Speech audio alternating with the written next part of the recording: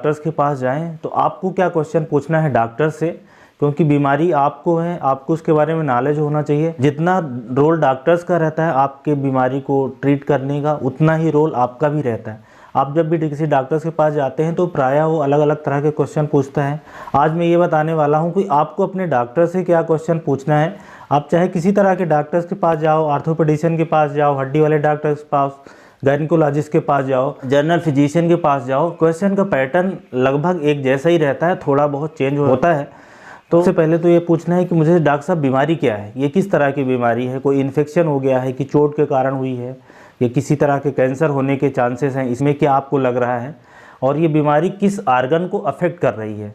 जैसे कि किडनी में कोई प्रॉब्लम है, कि आपके लीवर में प्रॉब्लम है, पेट के अंदर जीआईटी के अलग अलग हिस्सों में प्रॉब्लम है, या सिर्फ दिमाग की बीमारी है। तो बीमारी के बारे में जानकारी लेना है कि डायबिटीज़ है, कि हाइपरटेंशन है, थायराइड की प्रॉब्लम है, तो एक बीमारी के बारे में आइडिया और ये किस आर्गन को अफेक्ट कर रही है उसके बारे में जानकारी लेना है। जो अगली चीज़ आपको पूछनी है कि बीमारी हुई किस कारण से है, क्या ये इन्फेक्शन है, कोई बैक्टीरिया का इन्फेक्शन है, कोई वायरस का इन्फेक्शन है, कोई फंगस का इन्फेक्शन है, या चोट लगने से हुई है, या एज रिलेटेड चेंजेस है, मतलब बुढ़ापे की बीमारी है, जैसे कि अर्थराइटिस हो जाती है। हाइपरटेंशन भी बुढ़ापे के कारण कुछ लोगों में रहता ही है, सिस्टोलिक हाइपरटेंशन होता है बुढ़ापे। अगली क्वेश्चन आपका रहेगा कि डॉक्टर साहब इसका ट्रीटमेंट कितने तरह के उपलब्ध हैं, क्या सर्जरी इसके लिए कराई जानी है, कि दवाइयों से ठीक हो जाएगा, कि मेरे लाइफ स्टाइल में चेंज करने से ठीक हो जाएगा, कि एक्सरसाइज से, या फूड की हैबिट जो खान पान में बदलाव है क्या उससे करने से ये बीमारी कंट्रोल हो जाएगी। इम्पॉर्टेंट जो अगला क्वेश्चन रहेगा कि ये बीमारी कितनी खतरनाक है मेरे लिए, क्या मेरी जो रूटीन की चीज़ें हैं उसको अफेक्ट करेंगी, क्या मेरे लाइफ स्टाइल में जो मैं काम करता हूँ, जो आपका ऑक्यूपेशन है, उस पर इसका कितना रोल होगा। ये बीमारी लंबे समय तक चलेगी कि अभी ठीक हो जाएगी। जैसे इन्फेक्शन तुरंत के तुरंत ठीक हो जाता है, चोट लगी है, कहीं आपकी हड्डी टूट गई है या सर में चोट लग गई है, वो एक हफ्ते एक महीने में ठीक हो जाएगा। लेकिन जो एज से संबंधित प्रॉब्लम है, जैसे कि थायराइड की प्रॉब्लम है, थायराइड का कम होना, या हाइपरटेंशन की प्रॉब्लम है, ये लाइफ लॉन्ग चलती है। कैंसर यूजुअली लाइफ लॉन्ग ही चलता रहता है। तो अब बात करते हैं जो सबसे इम्पोर्टेंट और अगला क्वेश्चन है वो कि क्या ये बीमारी दूसरे को फैलेगी मेरे से, मतलब कि कंटाजियस है कि नहीं है। जैसे कि फ्लू होता है, जो बीमारी होती है गला ख़राब होने की, अलग अलग तरह के वायरस के इन्फेक्शन होते हैं, वो आपके फैमिली मेम्बर्स में फैल जाते हैं, या इसलिए प्रोटेक्शन हमें कितने दिन का लेना, ये बहुत इंपॉर्टेंट क्वेश्चन होता है। हेपेटाइटिस ए है, हेपेटाइटिस ई है जो स्टूल से फैलता है, टाइफाइड की बीमारी स्टूल से फैलती है, ऐसे ब्लड से फैलने वाली बीमारी HIV है, हेपेटाइटिस बी है।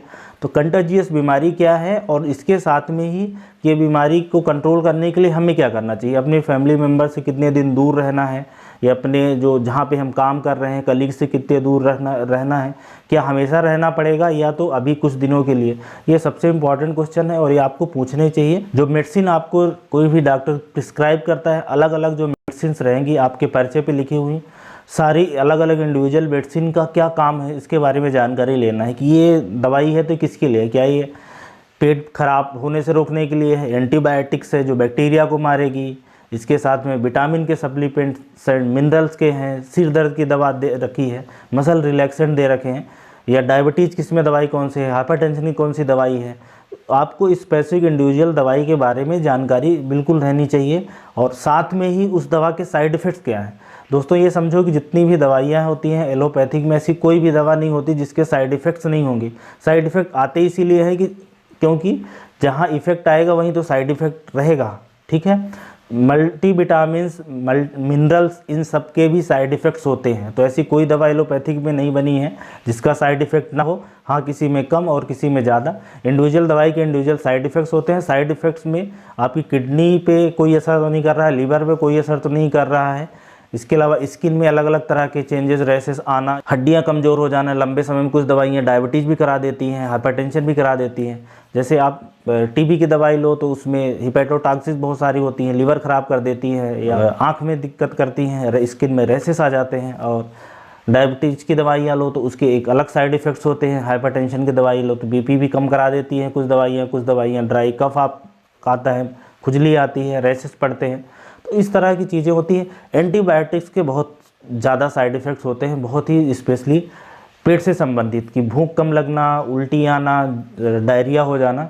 तो आपको साइड इफ़ेक्ट्स के बारे में जानकारी रखना। और जो अगला क्वेश्चन रहेगा वो ड्रग इंटरेक्शन। ये दो चीज़ें हैं, साइड इफ़ेक्ट्स और ड्रग, जो कि एलोपैथी के डॉक्टर्स इन सारी चीज़ों पे ज़्यादा फोकस रहता है जब वो पढ़ाई के दौरान MBBS या पोस्ट पीजी करते हैं, इवन पोस्ट पीजी जो DM MCH करते हैं। ड्रग इंटरेक्शन और ड्रग का साइड इफ़ेक्ट, ये जो दो चीज़ें हैं, आपको एलोपैथिक चिकित्सक को ये चीज़ें ज़्यादा अच्छे से समझाई जाती हैं।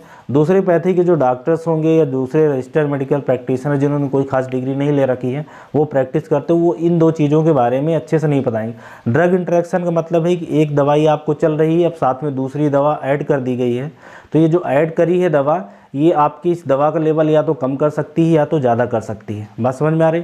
ड्रग इंटरेक्शन में जो दवाई नई आई है वो पुरानी वाली दवाई का अगर लेवल कम कर देगी, तो आप अगर लेवल कम कर देगी तो आपकी जो बीमारी है वो सिम्टम्स कंट्रोल नहीं होंगे, बीमारी बढ़ने लगेगी। और अगर इसका लेवल उसने बढ़ा दिया तो जो बीमारी, जो लक्षणों के लिए दवा दी जा रही थी वो जल्दी से कम होगा और इस दवा की टॉक्सिसिटी हो सकती है। वैसे जो दूसरी नई दवाई चालू करी है, इसका लेवल भी कम ज़्यादा हो जाता है। इसको बोलते हैं ड्रग इंटरेक्शन। ये जानना बहुत ज़रूरी है। जबकि आपको एंटीबायोटिक्स चल रही, ज़्यादातर एंटीबायोटिक्स क्या करती हैं, वो या तो अपना ही लेवल घटा लेती हैं या तो अपना लेवल बढ़ा देती हैं या दूसरी दवाई कर सकती हैं। ये ज़्यादातर लीवर के अंदर जो एंजाइम होते हैं उसकी एक्टिविटी को कम ज़्यादा करने से होती है, उसको एंजाइम इंड्यूसर बोला जाता है। और दूसरे भी मैकेनिज़्म हो सकते हैं। तो इस बारे में हमेशा आपको डॉक्टर से पूछना है, डॉक्टर साहब ये दवाई का ड्रग इंटरेक्शन क्या है। और अब बात करते हैं टेस्ट की। जो आपको टेस्ट लिखा जा रहा है, आजकल टेस्ट लिखने का काफ़ी शौक सा है लोगों को, डॉक्टरों को तो बहुत सारा शौक है, चलन में आ गए हैं अलग अलग तरह के test. ECG, MRI, CT scan करा लो, ये ब्लड टेस्ट करा लो, थायराइड करा लो, CBC करा लो। इंडिविजुअल जो अलग अलग टेस्ट होते हैं, सारे टेस्ट के बारे में आपको जानकारी होनी चाहिए कि ये टेस्ट किस आर्गन के लिए है, इस बीमारी में कौन से लक्षण के बारे में ये पता करेगा, इस टेस्ट के क्या कितनी कॉस्ट आएगी, इस टेस्ट को कराना खतरनाक है कि नहीं है। टेस्ट के बारे में सारी जानकारी आपको बिल्कुल रखना ही चाहिए, क्योंकि ज़्यादातर जो पैसे हैं आजकल वो टेस्ट पे ही जा रहे हैं लोगों को। तो सारे इंडिविजुअल टेस्ट के बारे में आपको खुद से जानकारी होनी चाहिए।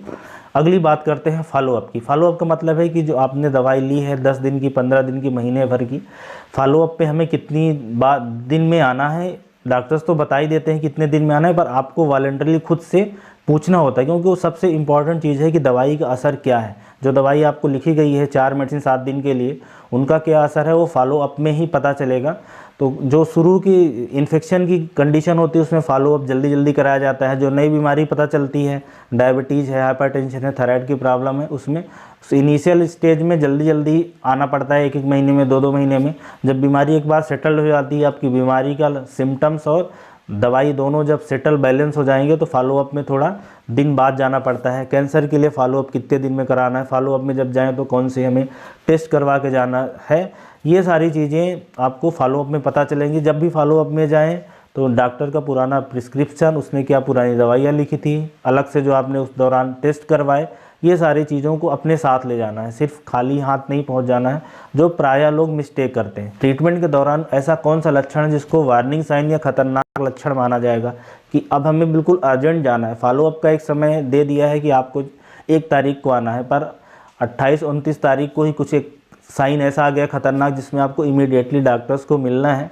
तो वार्निंग साइन क्या है? कहीं पे एकदम से तेज़ दर्द चालू हो या लूज मोशन चालू हो जाए, खूब तेज़ हेडक हो जाए, सीवियर बुखार बहुत तेज़ आ जाए, या वेट लॉस हो रहा है। इनमें से अलग अलग आर्गन के लिए अलग अलग वार्निंग साइन हो सकते हैं। लीवर की प्रॉब्लम है, एकदम से आपको जॉन्डिस बहुत तेज़ हो गया है, तो वार्निंग साइन ज़रूर पूछ के रखना है। अगर उनमें से कोई आता है तो अपने डॉक्टर्स को इमीडिएटली कांटेक्ट करना है, किसी भी माध्यम से, फ़ोन से कर सकते हैं, ईमेल कर सकते हैं, या उसके घर में जाके विजिट कर सकते हैं। अब थोड़ी सी जानकारी में जो ट्रीटमेंट होता है, मेडिसिन है, उसके बारे में दे दूं कि ट्रीटमेंट, जैसे कि मैंने पहले बताया था कि ट्रीटमेंट कितने तरह का उपलब्ध है वो पूछना है।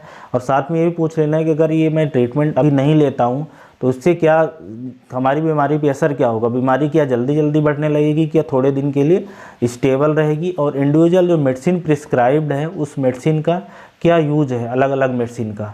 तो दोस्तों ये सारा हो गया, आपको क्वेश्चन डॉक्टर से पूछने हैं, तो इसलिए याद रखना, ये जब मैंने ऐसे 1 बाय 1 बताए हैं, लगभग ये 10-12 चीज़ें होती हैं जिनको आप जब भी दिखाने जाएँ किसी भी डॉक्टर से तो पूछना ही होता है इसको, बल्कि आप नोट कर लें ताकि बीमारी, देखिए आपको आपको है, आपको मॉनिटरिंग करनी है, आपको उसके बारे में जानकारी रखनी है, ये आपका ही फ़र्ज़ है। हो सकता है कि डॉक्टर्स के पास इतने सारे पेशेंट रहते हैं, एक इंडिविजुअल लेवल पे कई बार बहुत सारी चीज़ें उनसे बताने में मिस हो सकती हैं, दवाई ऐड करने में मिस हो सकती हैं। तो अगर आपको पूरा एक नॉलेज होगा तो आप उस अपनी बीमारी को कंट्रोल करने में अच्छे से मदद करोगे, अपनी भी और डॉक्टर्स की। तो आई होप कि ये आपको पसंद आया होगा। सो मिलते हैं दोस्तों अगले वीडियो में कोई अगला टॉपिक के साथ।